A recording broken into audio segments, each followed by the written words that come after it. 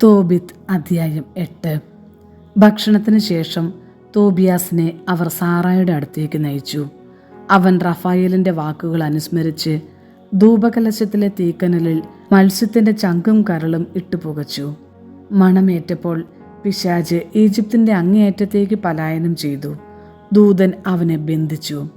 മണവറയിൽ അവർ തനിച്ചായപ്പോൾ തോബിയാസ് എഴുന്നേറ്റ് സാറായോട് പറഞ്ഞു, നമുക്ക് എഴുന്നേറ്റ് കർത്താവിൻ്റെ കാരുണ്യത്തിനായി പ്രാർത്ഥിക്കാം.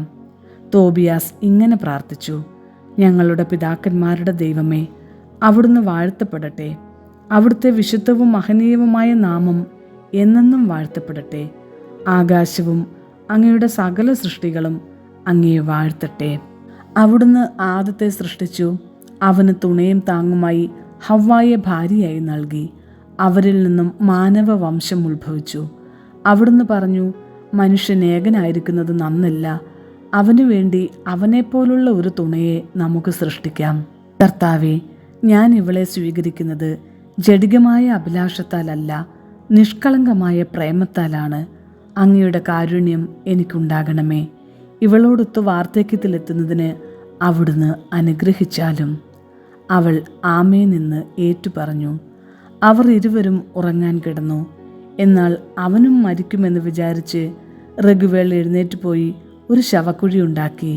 അതിനുശേഷം അവൻ വീട്ടിൽ വന്ന് ഭാര്യ യജ്ഞയോട് പറഞ്ഞു, ദാസികളിൽ ഒരാളെ അയച്ച് അവൻ ജീവിച്ചിരിക്കുന്നുവോ എന്ന് അന്വേഷിക്കുക. മരിച്ചെങ്കിൽ ആരും അറിയാതെ നമുക്കവനെ സംസ്കരിക്കാം. ദാസി ചെന്ന് നോക്കിയപ്പോൾ രണ്ടുപേരും സുഖമായി ഉറങ്ങുന്നത് കണ്ടു. അവൾ തിരികെ വന്ന് അവൻ ജീവിച്ചിരിക്കുന്നുവെന്ന് അറിയിച്ചു. അപ്പോൾ റഗുവേൽ ദൈവത്തെ സ്തുതിച്ചുകൊണ്ട് പറഞ്ഞു, ദൈവമേ, നിർമ്മലവും പരിശുദ്ധവുമായ സ്തുതികളാൽ അവിടുന്ന് വാഴ്ത്തപ്പെടട്ടെ.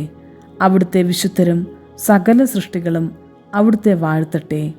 അവിടുത്തെ ദൂതന്മാരും അവിടുത്തെ തിരഞ്ഞെടുക്കപ്പെട്ട ജനവും അങ്ങയെ എന്നേക്കും വാഴ്ത്തട്ടെ. അവിടുന്ന് വാഴ്ത്തപ്പെട്ടവൻ. എന്തെന്നാൽ അവിടുന്ന് എനിക്ക് സന്തോഷമേകി. ഞാൻ ശങ്കിച്ചതുപോലെ എനിക്ക് സംഭവിച്ചില്ല.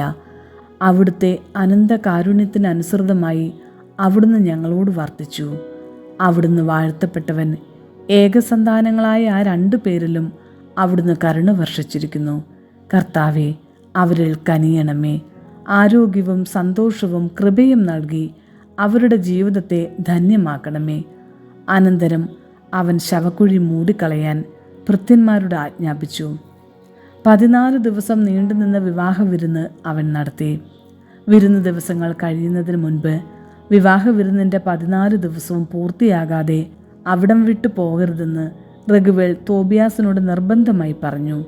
അത് കഴിഞ്ഞ് തൻ്റെ സ്വത്തിൻ്റെ പകുതിയും കൊണ്ട് പിതാവിൻ്റെ അടുത്തേക്ക് മടങ്ങാമെന്നും തൻ്റെയും ഭാര്യയുടെയും മരണത്തിന് ശേഷം മറ്റേ പകുതിയും അവന് ലഭിക്കുമെന്നും റഗുവേൽ പറഞ്ഞു. Hallelujah.